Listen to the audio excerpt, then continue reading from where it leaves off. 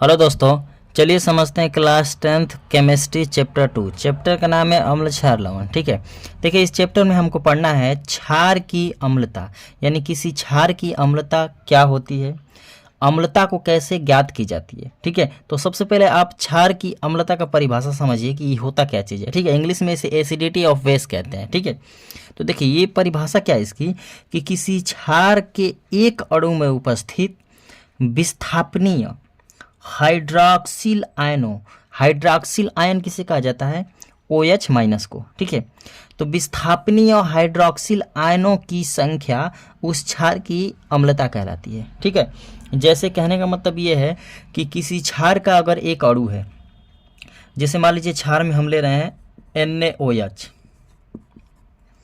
NaOH।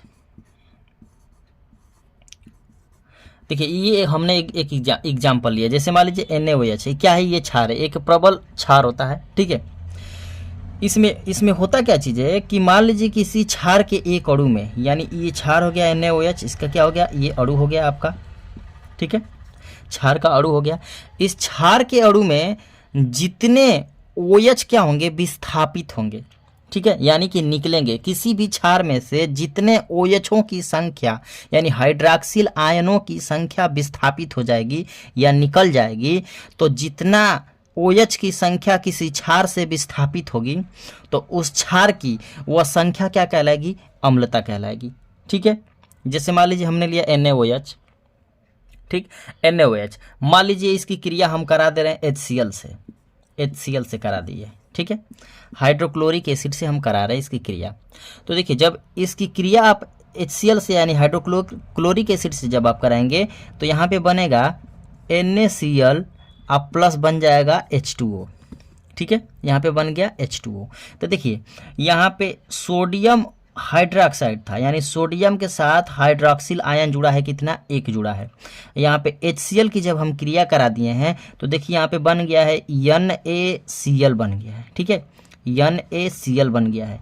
इसमें से देखिए सोडियम हाइड्रोक्साइड में से OH जो है निकल करके हाइड्रोक्लोरिक एसिड के हाइड्रोजन परमाणु से मिल करके क्या बना लिया है, यहाँ पे जल बना लिया है। ठीक है, तो देखिए NaOH में से OH की संख्या कितनी बाहर हुई है, तो एक संख्या बाहर हुई है। ठीक है, तो इस क्षार की वह एक संख्या जो होगी क्या कहलाएगी, अम्लता कहलाएगी। तो यानी कि NaOH क्षार की अम्लता कितनी होगी, अम्लता कितनी हो जाएगी आपकी,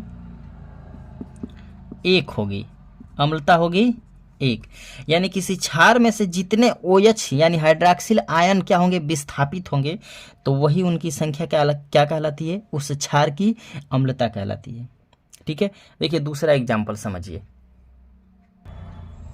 देखो बाबू दूसरा एग्जाम्पल समझिए, जैसे मान लीजिए दिया है आपका NH4OH, अमोनियम हाइड्रोक्साइड दिया है। अमोनियम हाइड्रोक्साइड की क्रिया यदि हम करा दे रहे हैं नाइट्रिक एसिड से यानी HNO3 से, मान लीजिए अमोनियम हाइड्रोक्साइड की क्रिया हम करा दिए नाइट्रिक एसिड से। ठीक है, तो ये नाइट्रिक एसिड से जब आप क्रिया करा देंगे तो क्या बन जाएगा, आपका बनेगा NH4NO3, अमोनियम नाइट्रेट बनेगा। ठीक है, ये बन जाएगा आपका अमोनियम नाइट्रेट बन गया, और प्लस इसमें से क्या निकलेगा।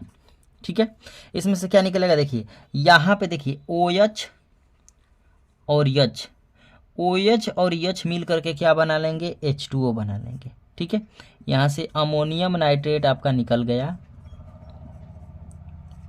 ठीक, यहाँ पे H और OH मिल करके H2O बना लिए। तो देखिए अमोनियम हाइड्रोक्साइड में से OH की संख्या जो है वो विस्थापित हो गई है या निकल गई है। ठीक है, तो कितना विस्थापित हुआ OH, तो एक निकला है।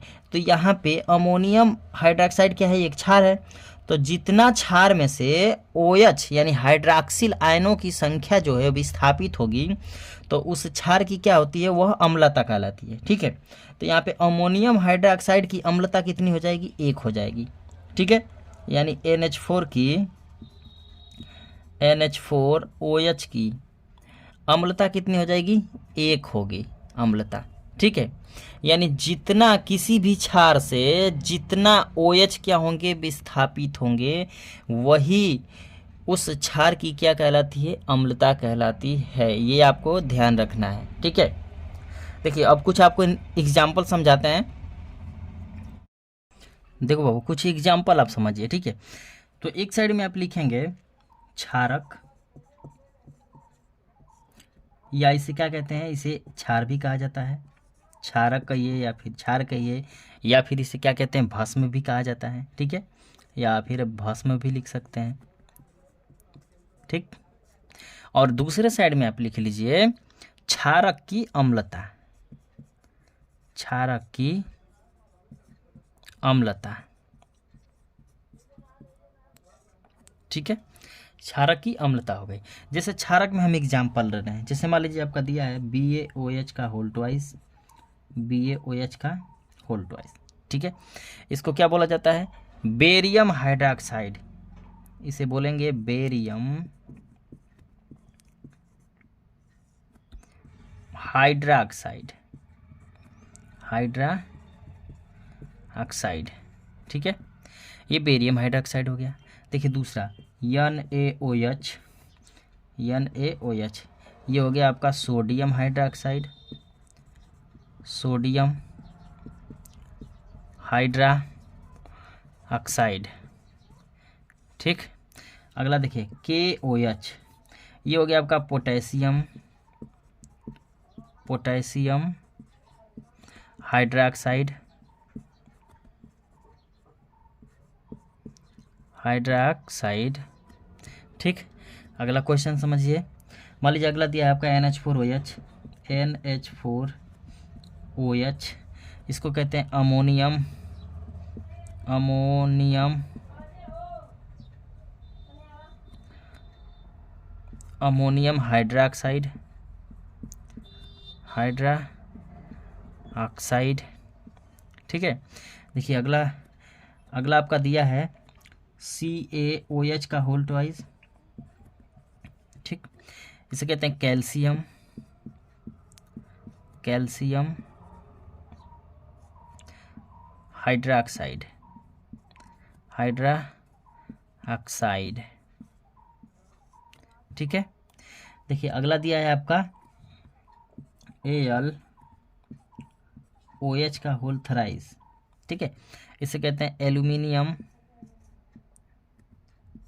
एल्यूमिनियम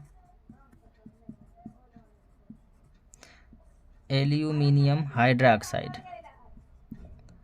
हाइड्रोक्साइड, ये हो गया एल्यूमिनियम हाइड्रोक्साइड, ठीक है।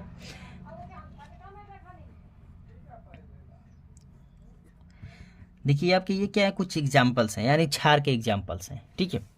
तो देखिए इसकी इस क्षारों की क्या होती है, अम्लता निकाली जाती है। तो अम्लता क्या होगी, देखिए इसमें जितने भी OH क्या होंगे विस्थापित होंगे, वही इसकी क्या होगी, अम्लता होगी। तो देखिए इसमें OH की संख्या कितनी है, 2 है, तो 2 विस्थापित होगा।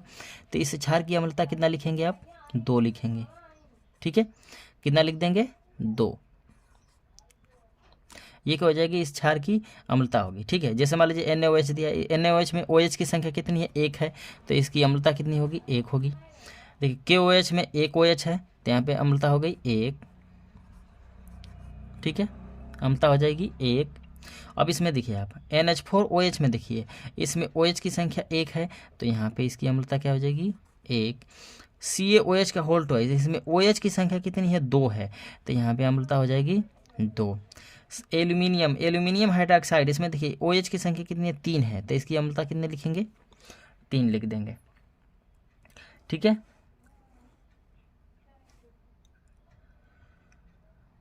समझ में आया इतना,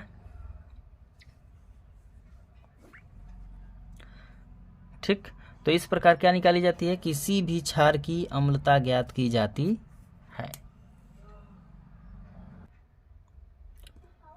अगर आपको वीडियो अच्छी लगी हो तो वीडियो को लाइक करें, और चैनल पे नए हैं तो चैनल को सब्सक्राइब करें। मिलते हैं नेक्स्ट वीडियो में। जय हिंद।